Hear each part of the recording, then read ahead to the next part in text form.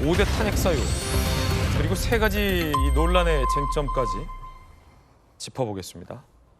자, 일단 재판 결과를 어떻게 예측하는지 이야기 좀 나눠보겠습니다. 조금 전에 이 채널A의 나경원 의원이 나왔습니다. 역시나 판사 출신인데 어떻게 예상했는지 한번 들어보시죠.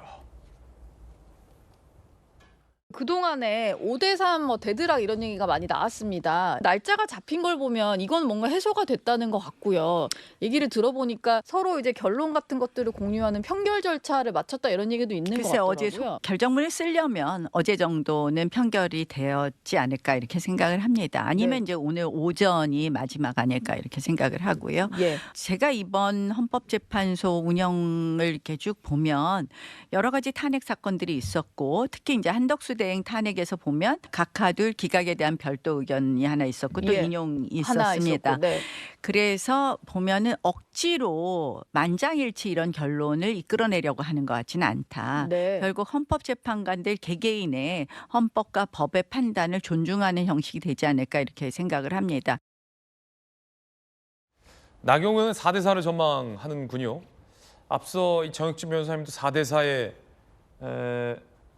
전망했고 판사 출신의 전주혜 의원께서는 금요일 선고 결과를 어떻게 전망하십니까?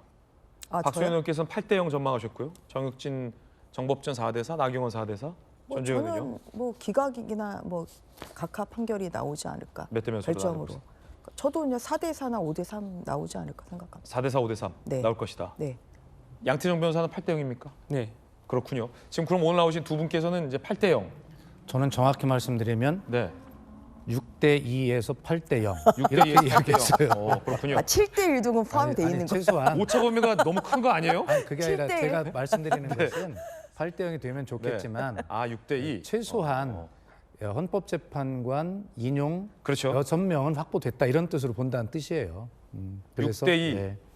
그 말은 한 사람이 인용이냐 기각을 결정할 수 있는 국면일 수도 있다라는 뜻이기도 합니다. 사실 여야 공이 모두 나오는 전망은 지금까지 선고가 이렇게 오래 걸렸던 건 한 사람의 판단이 불명확했고 그 한 사람의 판단에 따라 5대3, 6대2가 결정될 수 있는 대치 국면이지 않았겠느냐라는 관측도 있습니다. 야, 이게 굉장히 공교롭고 묘한데 정혁진 변호사님, 그러니까 8명이 결정을 하긴 하지만 결과적으로 대통령을 파면할 것이냐 대통령을 복귀시킬 것이냐는 것은 그 재판관 한 명이 결정하게 되는군요.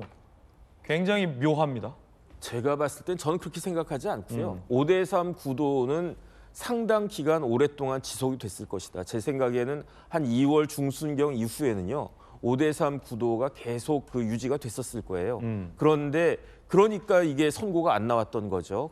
한 명이 뭐 이렇게 애매한 그런 상황이 아니었던 것 같고 그런데 제 생각에는 문영배 재판관이나 정계선 재판관은 기대를 했었을 거예요. 어떤 기대를 했었는가? 그 3명 중에 1명 정도는 우리가 설득할 수 있지 않았을까? 그런데 조금 전에 전주혜 의원님도 말씀하셨지만 문영배 재판관이 최선임 재판관이기는 하지만 정식 헌법재판소장이 아니기 때문에 그렇기 때문에 다른 재판관들 위에 서 있는 그러한 권위가 부족했다라고 볼 수 있을 거고요.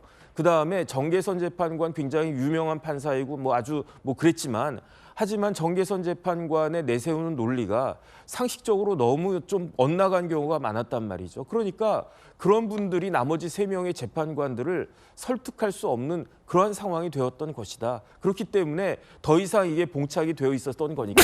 그러니까 지금 만약에 박수현 의원님처럼 6명이 됐다라고 하는 거는요. 애매했던 사람이 입장을 정했다는 게 아니고 3명 중에 1명이 설득됐다. 뭐 이른바 저 윤석열 대통령 식으로 하면 계몽됐다. 이렇게 이야기 반계몽됐다라고 할 수가 있겠네요. 오히려. 그런 경우일 텐데 과연 그게 가능할 수 있을 것인가? 일단은 그런 부분들이 좀 의문이 되고요. 그렇군요. 그래서 5대3이 아니라 아예 한 명이 더 그 기각 쪽에 가는 4대4일 것이다. 그러니까 오히려 그렇기 때문에 4대 4의 가능성이 더 많고 만약에 6대 2라고 한다고 하더라도 그거는 기존의 3명에서 마지막에 누군지 모르겠지만 마음을 혹시 바꾼다라고 하면 6대 2가 나올 수 있을 것이다. 저는 그렇게 생각이 되는데 과연 그럴 가능성이 얼마나 있을 것인가. 그럼에도 불구하고 4월 4일로 날짜가 잡힌 거는요. 결국은 두 사람의 임기가 4월 18일로 고정이 되어 있기 때문에 여기에 대해서는 4월 18일 넘어가게 되면은 더 문제가 어려워지니까 그러니까 4월 4일 날 뭐 어찌됐든지 간에 선고하자 이렇게 되는 것이 네. 아닌가 저는 그렇게 추측합니다. 박수현 의원님과 정혁진 변호사님 뭐 이렇게 두 분 말씀 들어보니까 뭐 다른 선택지도 있지만 8대 0도 있고 5대 3도 있지만 6대 2 아니면 이 4대 4의 가능성이 좀 높아 보인다라는 두 분 의견도 흥미롭습니다. 과연 어떻게 선고가 날지는 아직 좀 더 지켜봐야겠죠.